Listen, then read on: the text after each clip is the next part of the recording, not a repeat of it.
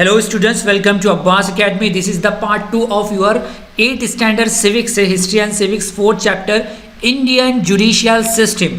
अगर आपने part first नहीं देखा है तो आई बटन पे क्लिक करके पार्ट फर्स्ट पहले देख लीजिए, फिर इस पार्ट 2 को देखिए, या फिर इस वीडियो के एंड होने के बाद ही पार्ट 1 नजर आएगा, उसका एंड स्क्रीन उस पर क्लिक करके देख सकते हो।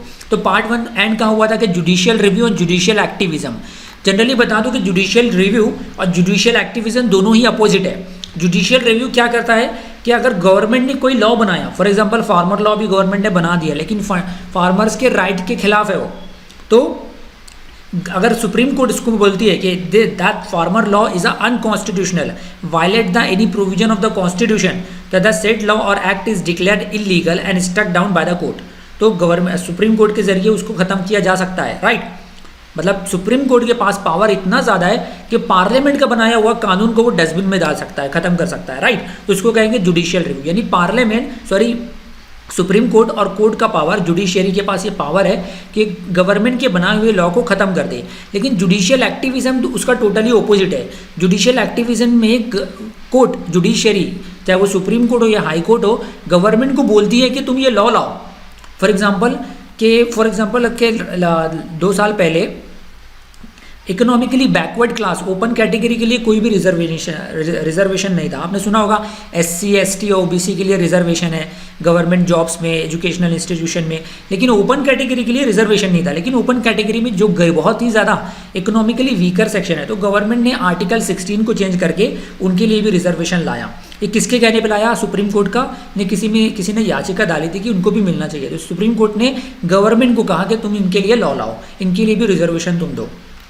राइट, तो इस तरीके से जुडिशियल एक्टिविज्म में जुडिशरी या कोर्ट गवर्नमेंट को कहती है कि तुम ये लॉ बनाओ, वाइल द जुडिशियल रिव्यू में गवर्नमेंट के ऑलरेडी बनाए हुए लॉ को जुडिशरी खत्म कर सकती है। राइट, तो ये हुआ ये चीज़। नाउ अब नेक्स्ट इंपॉर्टेंट क्या है? Public interest. Next important topics is public interest litigation. It's very very important.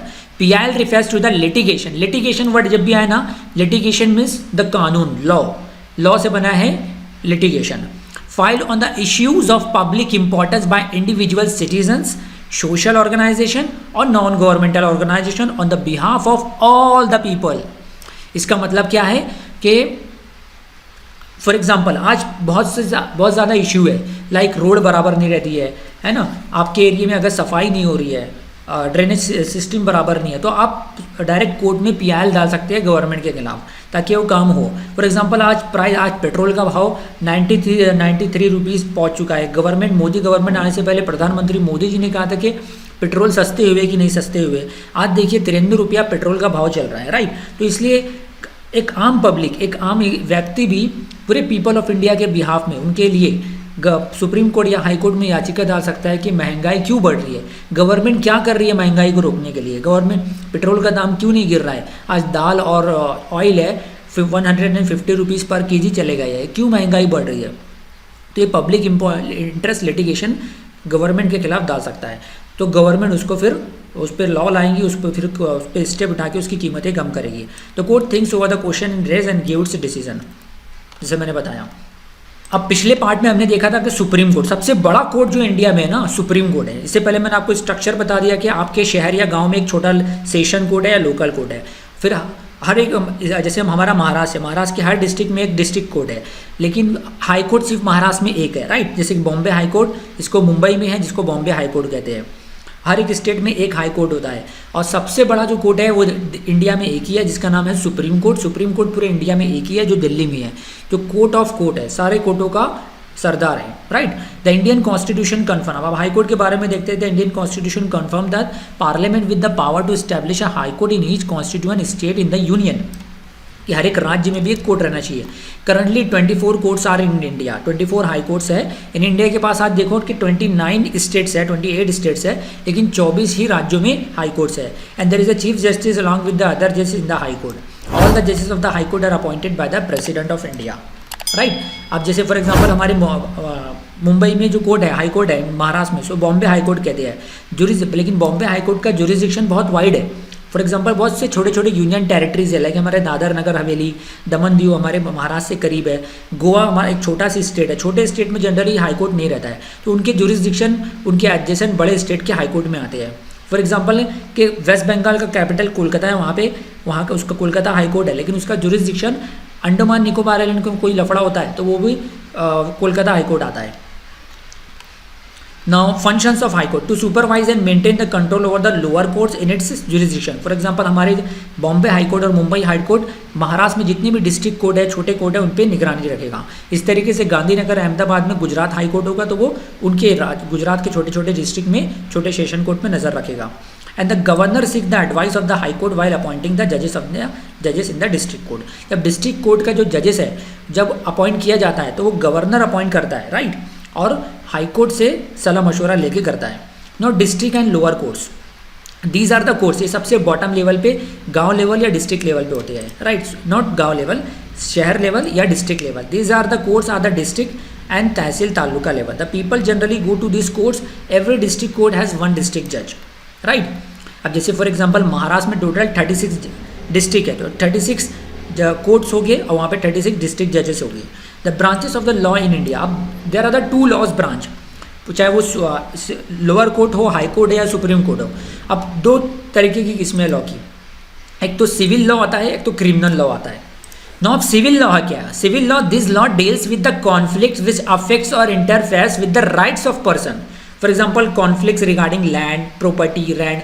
For example civil law मतलब शहरी लॉ, राइट। फॉर एग्जाम्पल एक बाप था, उसके 2 बच्चे थे, 2 लड़के थे, उसकी डेथ होने के बाद दोनों की उसकी प्रॉपर्टी को लेकर, बाप की प्रॉपर्टी को लेकर दोनों भाई झगड़ा करने लगे और कोर्ट तक मामला चला गया। तो ये सिविल राइट है, rights of that deals with the interfere with the rights of person, है ना, जिसमें regarding land, property, agreement, divorce, एक जैसे डाइवोर्स वगैरह, तलाक वगैरह का जो मामला है वो भी सिविल राइट में आता है। After filing a petition in the relevant court the set court gives a decision. अगर वो लोअर कोर्ट से उड़ के डिस्ट्रिक्ट कोर्ट में जाता है, डिस्ट्रिक्ट कोर्ट से भी एग्रीड पार्टी जितना ऊपर जाए हाई कोर्ट और सुप्रीम कोर्ट तक जा सकती है।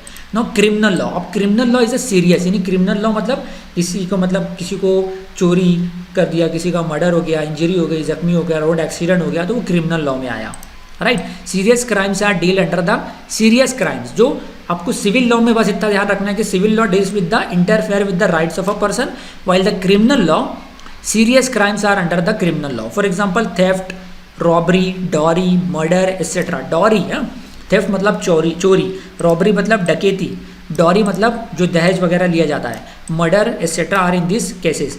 The first step is to file a first information report. आपने सुना होगा क्रिमिनल रिपोर्ट में दायर करने से पहले सबसे पहला जो काम है वो FIR डाली जाती है with the police, and the police investigate the matter and then petition is filed in the court. So if the charges are approved, these are the provision for severe punishment. The Indian judiciary has made a significant contribution in the development of the country. Common people have a lot of respect and trust in the judicial system. The judiciary in India has protected the individual freedom, federal system and the constitution of India. Like for example अभी जो बहुत important issue चल रहा है farm law के खिलाफ किसान लोग प्रोटेस्ट कर रहे हैं दिल्ली में। दिल्ली के बॉर्डर पे ऐसा माहौल बना हुआ है कि जैसे जंग का माहौल रहता है, राइट। एक तरफ पूरे फार्मर है, एक तरफ पूरी दिल्ली पुलिस है ना। तो फॉर एग्जांपल ये देखने क्यों आ रहा है, तो ये ऑलरेडी फार्मर्स ने इन लॉ के खिलाफ गवर्नमेंट के खिलाफ सुप्रीम कोर्ट में याचिका डाली हुई है, और सुप्रीम कोर्ट अगर कह दे कि फार्म लॉ गलत है तो वो गलत हो जाएगा, राइट। सुप्रीम कोर्ट के पास इतना पावर है क्योंकि हमारे जुडिशरी, आपने अभी इतना पावर सुप्रीम कोर्ट को क्यों दिया गया, जुडिशरी को इतना पावर क्यों दिया गया, क्योंकि लॉ बनाने वाले क्या है, मेंबर ऑफ पार्लियामेंट। वो इलिटरेट भी हो सकते हैं, लेकिन जुडिशरी में जो बंदा जाता है, जो जज बनता है, वो अपनी ज़िंदगी भर 55 टू 55 से 50 साल ज़िंदगी गुजारता है वो अपने लॉ में, एजुकेशन में। वो सही डिसीजन ले सकता है, उसका डिसीजन रॉन्ग नहीं हो सकता है, right. That is the reason behind that the Indian judiciary और Supreme Court has given the so much enormous power, right, कि वो पार्लियामेंट के बनाए हुए लॉ को भी खत्म करते हैं। So courts have played an important role in the strengthening the democracy in India. आप देखिए कि एक पॉलिटिकल चीज़ बता दूं कि हमारे महाराष्ट्र की बात करता हूँ कि अभी महाराष्ट्र में महाराष्ट्र अघाड़ी की गवर्नमेंट है, जो कि NCP, कांग्रेस एंड शिवसेना, ये तीनों मिलके महाविकास आघाड़ी नाम की गवर्नमेंट बनाई है, राइट। लेकिन इसमें क्या हुआ कि गवर्नमेंट आज सेंट्रल गवर्नमेंट मोदी गवर्नमेंट की है, तो मराठा रिजर्वेशन यहाँ चल रहा था, लेकिन उन्होंने मराठा रिजर्वेशन हटा दिया, किसी ने, उनके बंदे ने जाके सुप्रीम कोर्ट में याचिका डाल दी कि इनको रिजर्वेशन नहीं मिलना चाहिए। तो सुप्रीम कोर्ट ने जो मराठा पीपल्स को, जो कि वाकई मिलना चाहिए था मराठा पीपल्स को रिजर्वेशन, उनको एजुकेशन में, क्योंकि रिजर्वेशन जनरली गवर्नमेंट उन्हीं लोगों को देती है जिनका गवर्नमेंट जॉब्स में पार्टिसिपेशन कम हो, एजुकेशन में पार्टिसिपेशन कम हो, तो उन लोगों को गवर्नमेंट रिजर्वेशन देती है। तो गवर्नमेंट उनके पास रिजर्वेशन था, लेकिन सुप्रीम कोर्ट ने स्टे लगा दिया। क्यों लगाया? It is the political nature, because आज बीजेपी की गवर्नमेंट नहीं है महाराष्ट्र में, तो it might be the reason that कि एक दूसरे को कांग्रेस को नीचे दिखाने के लिए बीजेपी उसको लड़ा सकती है। So it is a political thing, I do not want to discuss this things. बस इतना बता देता हूँ कि महाराष्ट्र में एक चीज़ चल रही थी, महाराष्ट्र पीपल्स को, मराठा पीपल को रिजर्वेशन मिला था, लेकिन सुप्रीम कोर्ट ने, अब वो रिजर्वेशन कैसे मिला था, महाराष्ट्र इसकी स्टेट गवर्नमेंट ने लॉ बनाया था कि मराठा पीपल को रिजर्वेशन मिलना चाहिए, और मिल भी गया था, लेकिन सुप्रीम कोर्ट ने उस लॉ को ख़त्म कर दिया, राइट। तो supreme court have that power कि वो किसी भी स्टेट के या सेंट्रल गवर्नमेंट के लॉ को ख़त्म कर सकता है। बस बात बताने की इतनी थी। Now let us solve the question. Laws are made by the legislature. L for laws, L for legislature, right? The Chief Justice of the Supreme Court is appointed by the President of India. अब explain the judicial review and public interest litigation. ये already इस video के देखने के बाद आप जान लोगे।